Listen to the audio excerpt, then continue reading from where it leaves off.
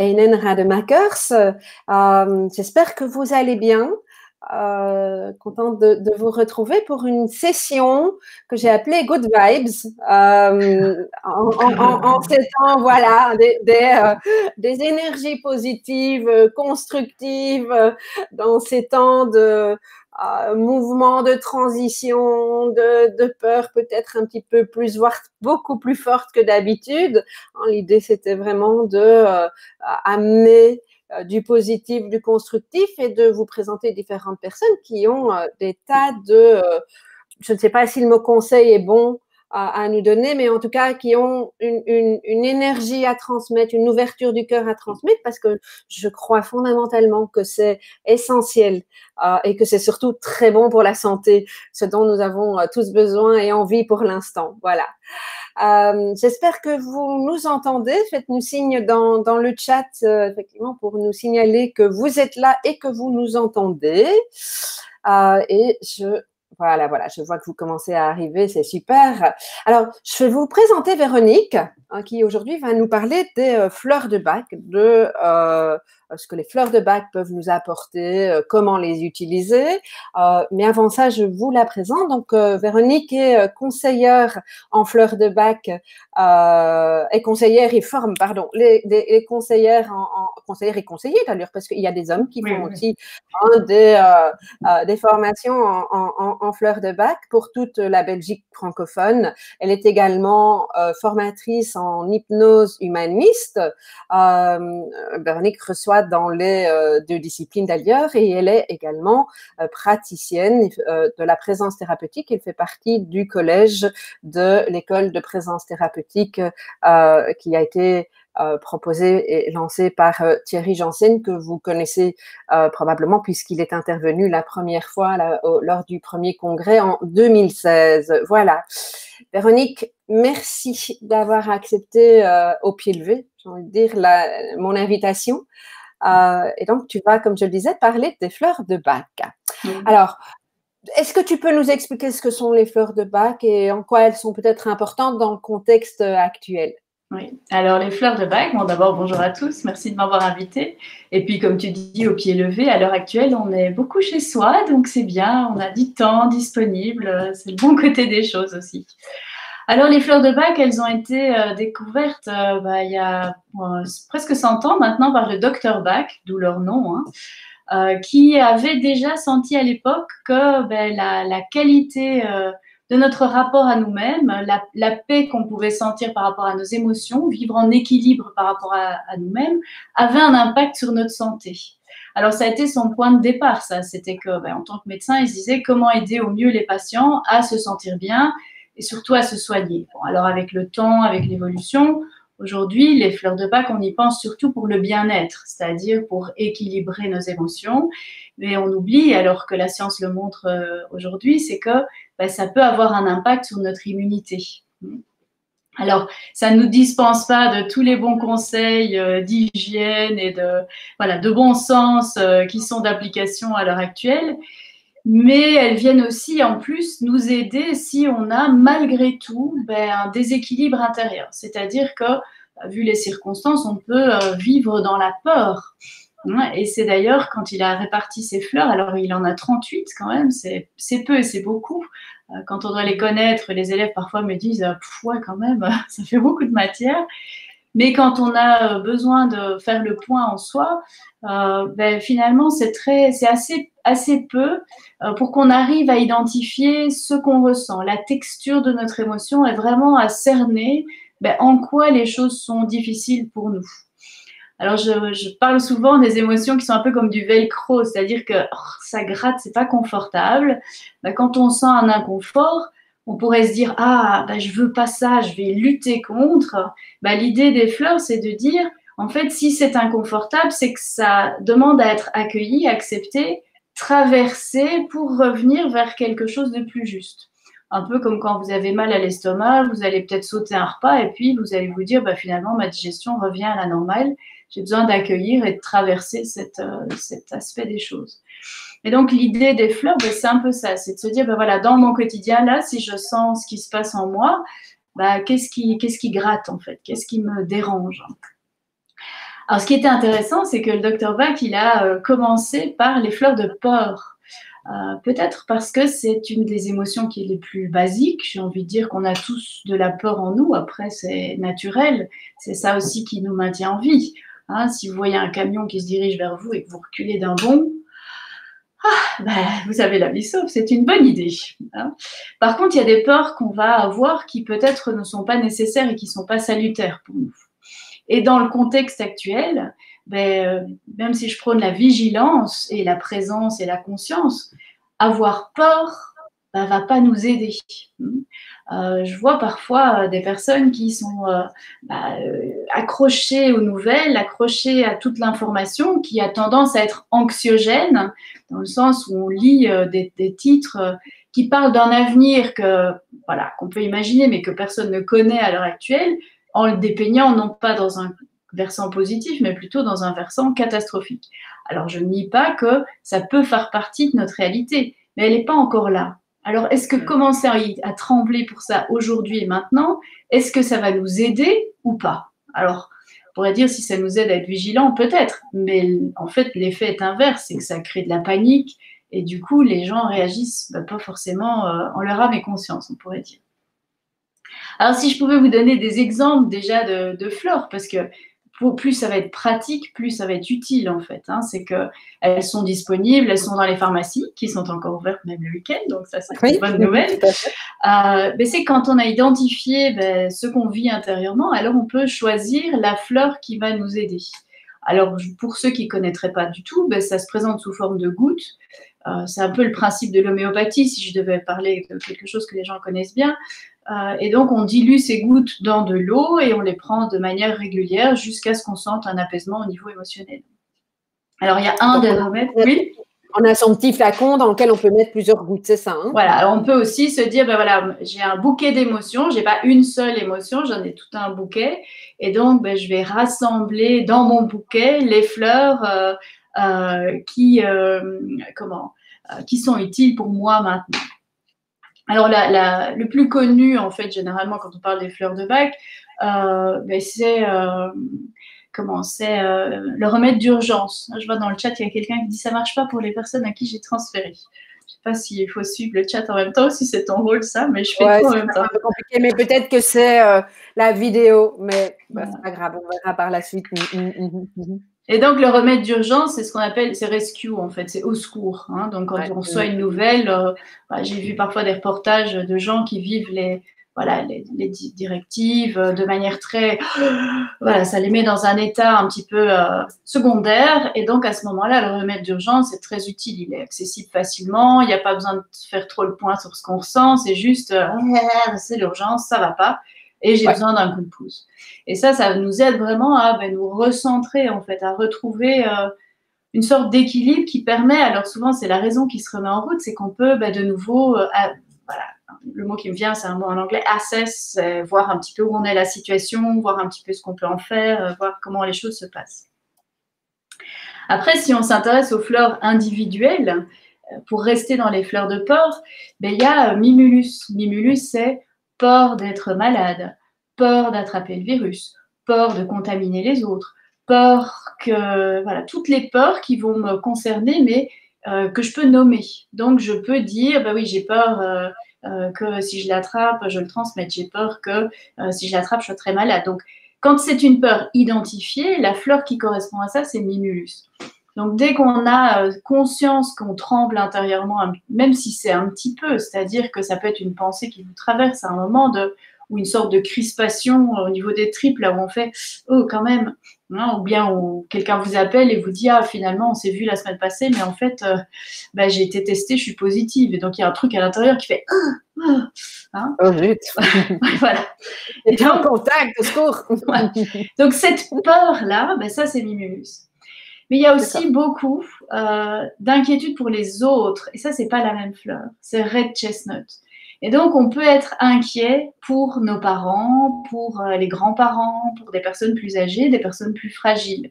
Ah, hier, j'ai appelé ma mère qui m'a dit « T'inquiète pas, ton frère nous a mis en quarantaine, tout va bien. » Voilà, je n'étais pas vraiment inquiète pour eux, mais je me dis, voilà, ils ont passé 80 ans.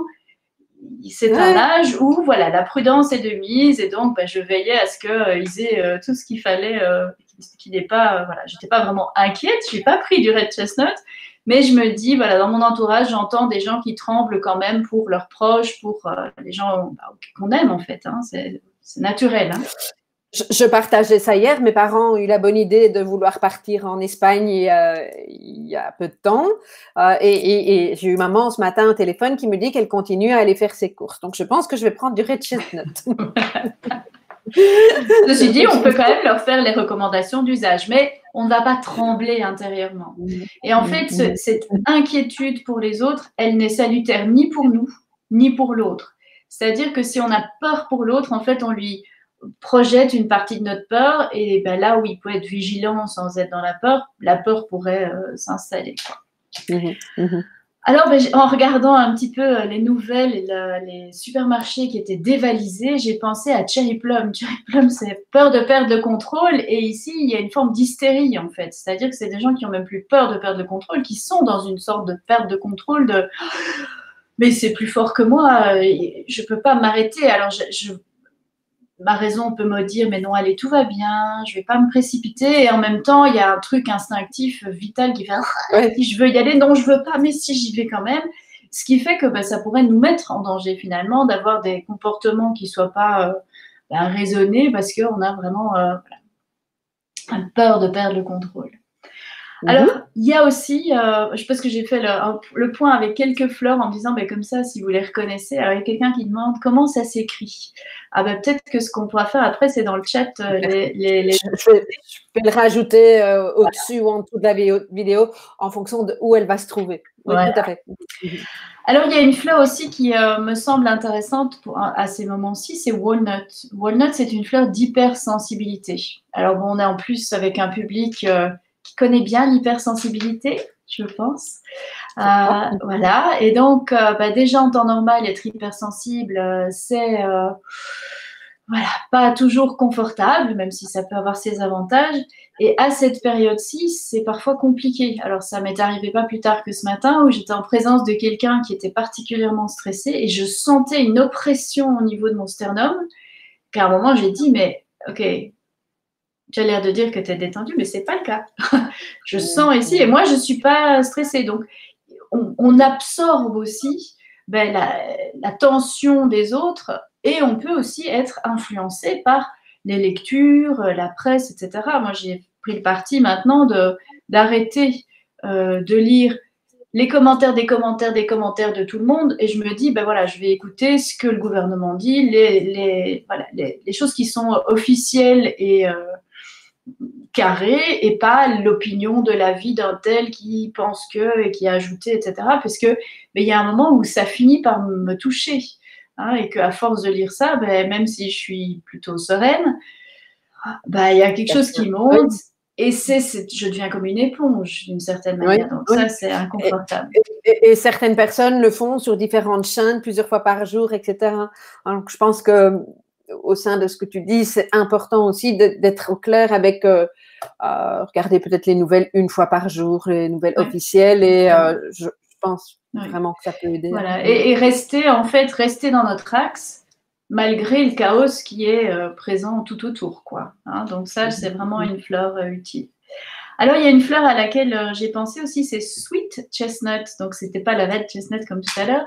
Sweet Chestnut, c'est une fleur d'abattement des espoirs. C'est quand il n'y a pas d'issue, c'est quand il n'y a pas de solution, c'est qu'on se trouve quelque part dans une situation qui est inédite pour la plupart d'entre nous, avec des choses qui nous sont imposées, qu'on n'a pas choisies, qui ne correspondent pas forcément à notre vision de la vie, avec des tas de points d'interrogation, Et ça peut être une sorte de réflexion parfois même, c'est qu'on peut chercher des solutions. En fait, la solution, c'est quelque part d'accepter, de dire, voilà, on en est là aujourd'hui, demain on sera ailleurs, après-demain on sera ailleurs, et on va prendre les choses un jour à la fois.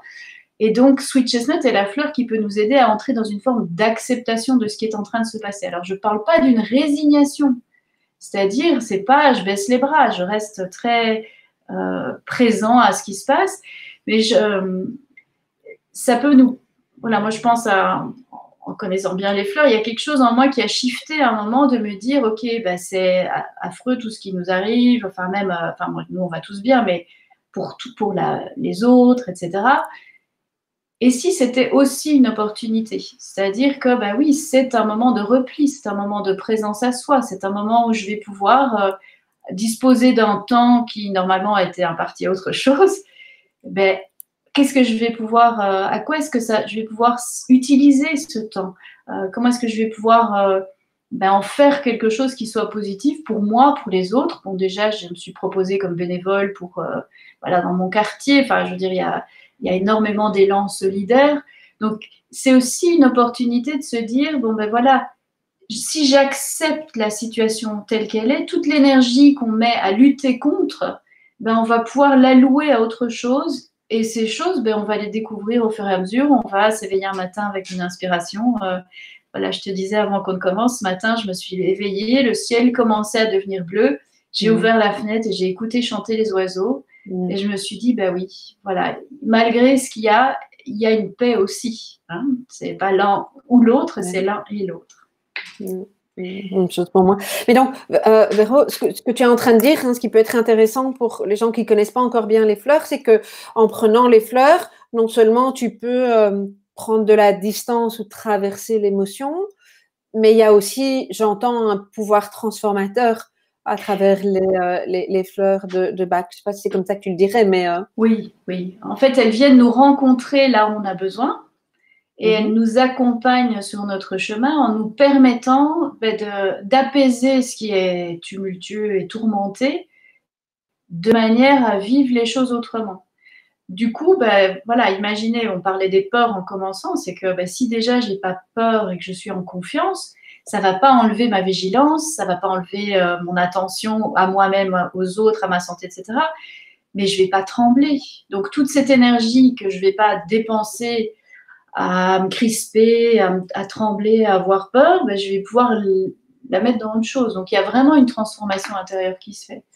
Et l'avantage, c'est que ça se fait sans qu'on ait besoin d'y penser, sans que ça demande un travail. C'est-à-dire que le seul travail, c'est de prendre ses gouttes dans un verre d'eau, dans un petit flacon, et d'observer ce qui se passe. Hein.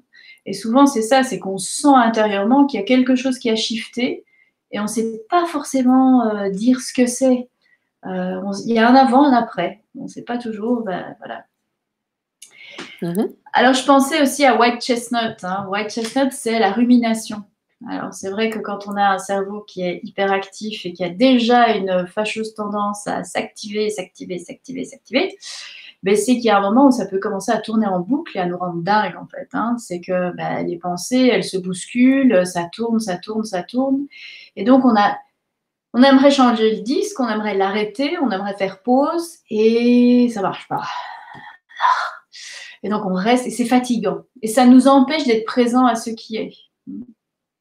Donc, White Chestnut, c'est vraiment aussi une manière d'arrêter ce petit manège intérieur pour revenir dans le présent.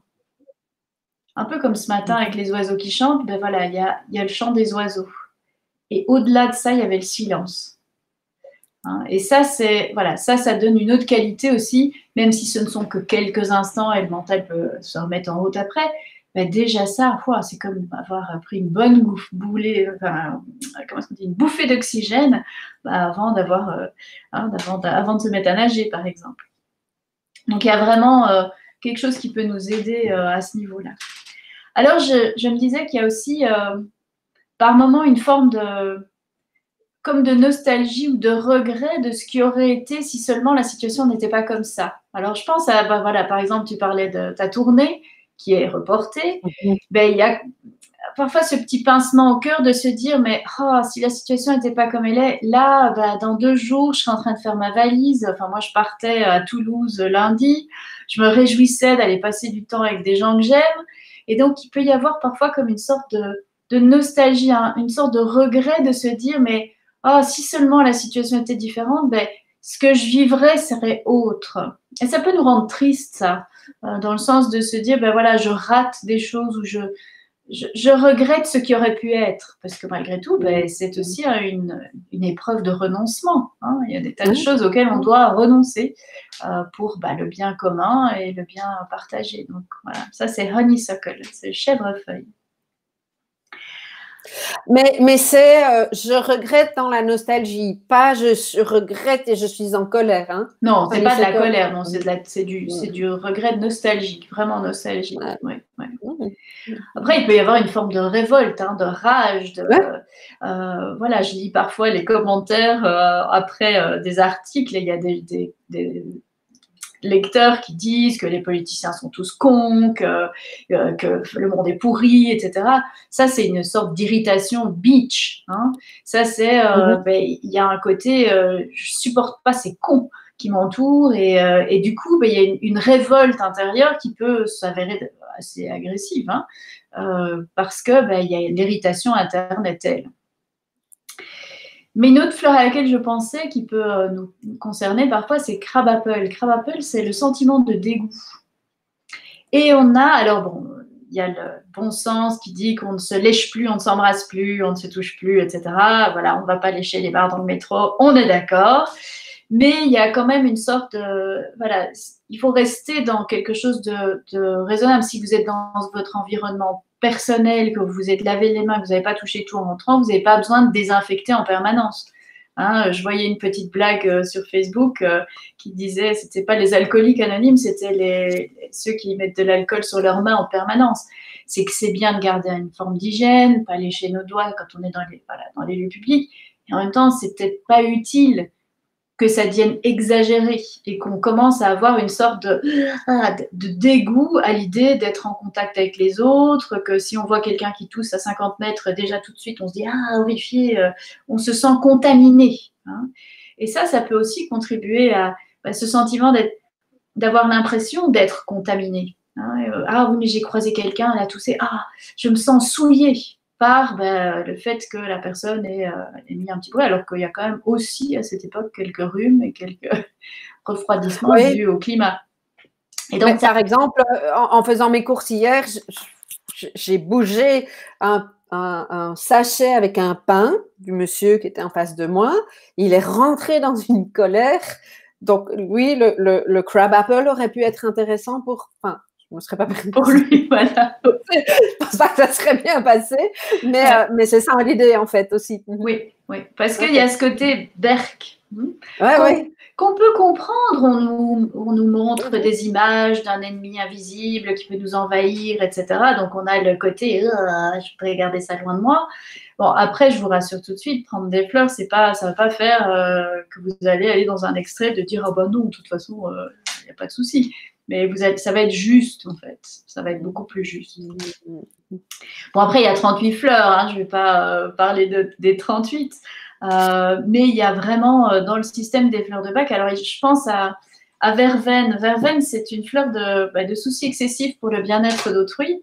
Et on voit parfois aussi dans les posts, quand on suit un peu sur Facebook, des gens qui sont très remontés comme ça, un peu des justiciers qui voudraient faire circuler un certain type d'information où il y a un côté un peu étendard comme ça, quelque chose de allez, ralliez-vous à moi, j'ai envie que vous pensiez tous comme moi, et qui peut finalement être préjudiciable dans le sens qu'il y a parfois dans ces informations des choses qui ont du sens et qui sont justes, mais la manière dont elles sont agencées, on se dit oh là là, c'est too much, quoi. J'ai pas besoin de cette information présentée de cette manière-là. Alors, c'est aussi la fleur dont on a besoin si on se sent comme révolté. Hein, révolté par rapport à l'injustice de la situation. Je pense aux restaurateurs, par exemple, il y avait quelqu'un, je voyais tout à l'heure, qui vraiment pétait un câble en disant mais c'est pas juste, pourquoi nous et pas les autres, hein, pourquoi pas les supermarchés. Donc, le bon sens et la zen attitude disparaît parce qu'on se dit mais je suis lésé, floué et je vais pas laisser passer les choses comme ça. Et il avait même des mots très violents en disant si je vous croise, je vous cogne. Voilà, faire justice soi-même.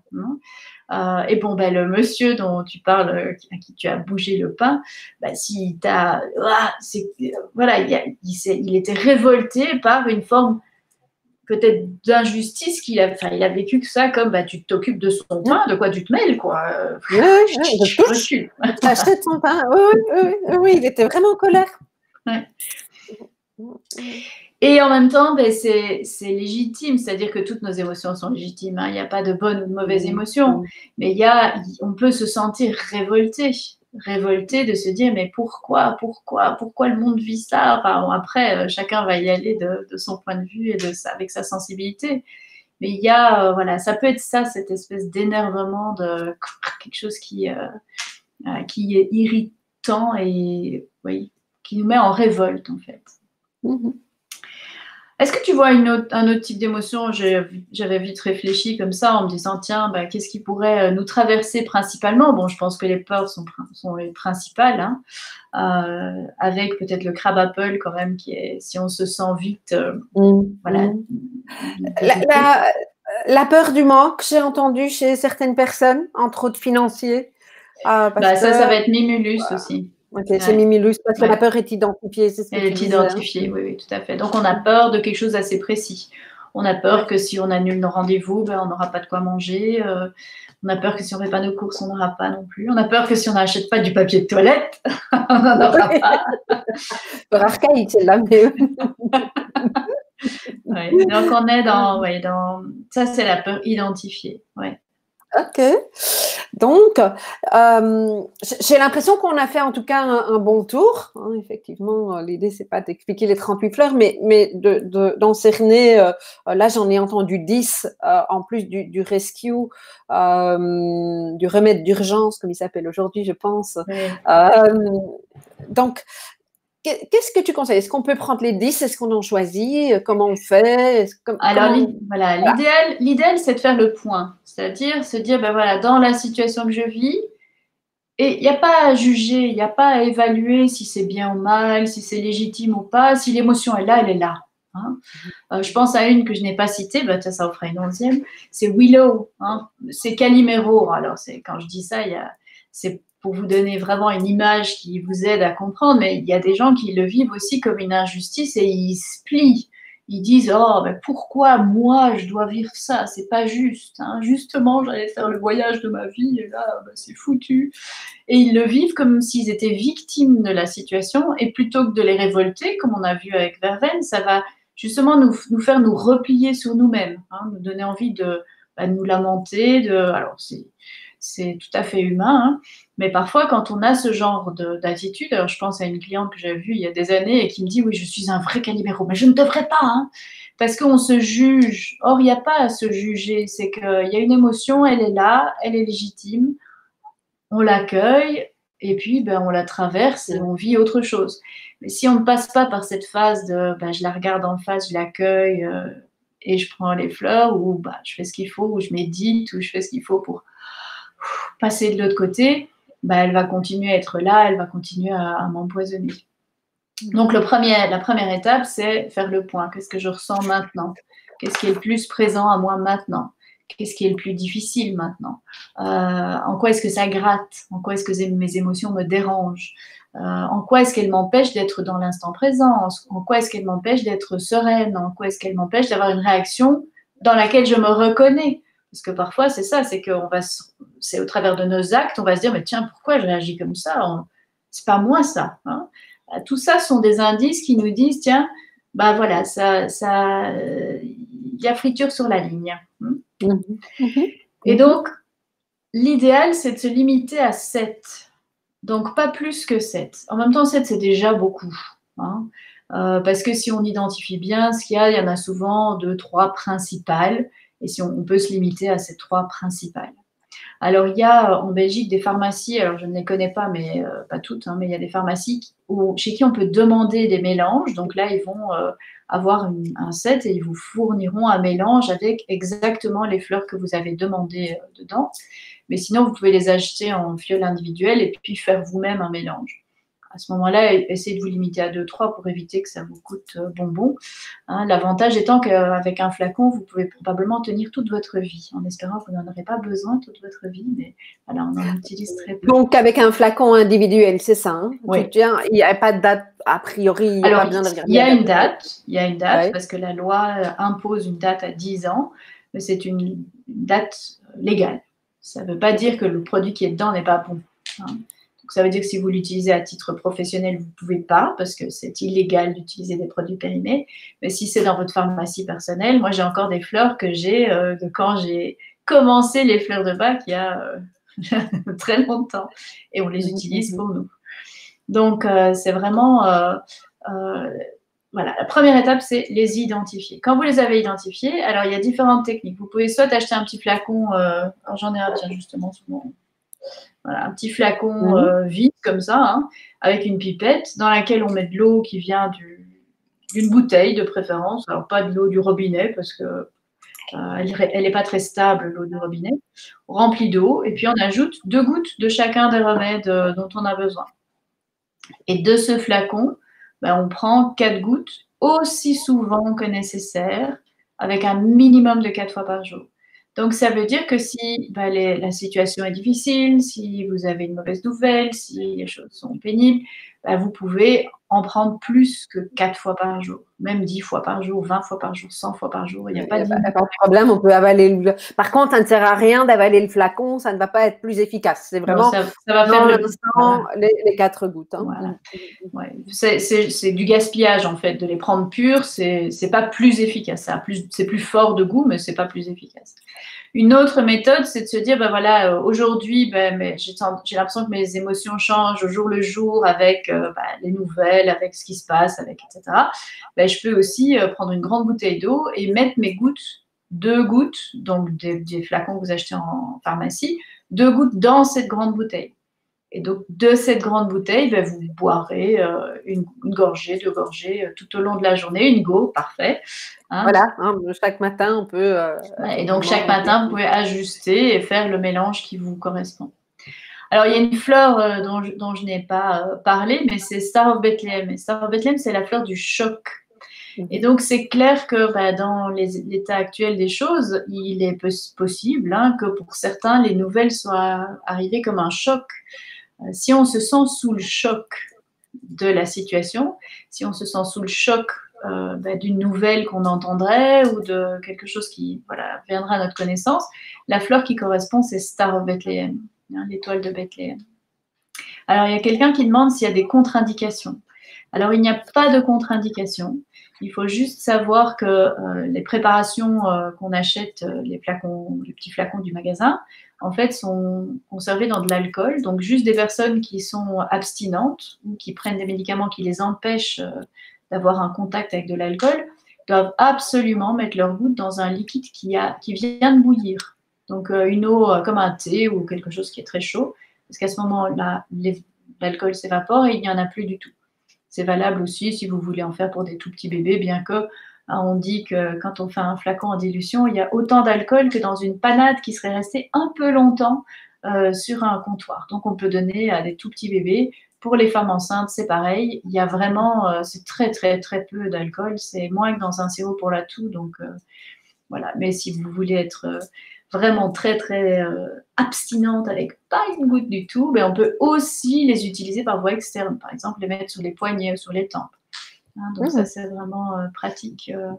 Ça convient à tout le monde. Ok, génial.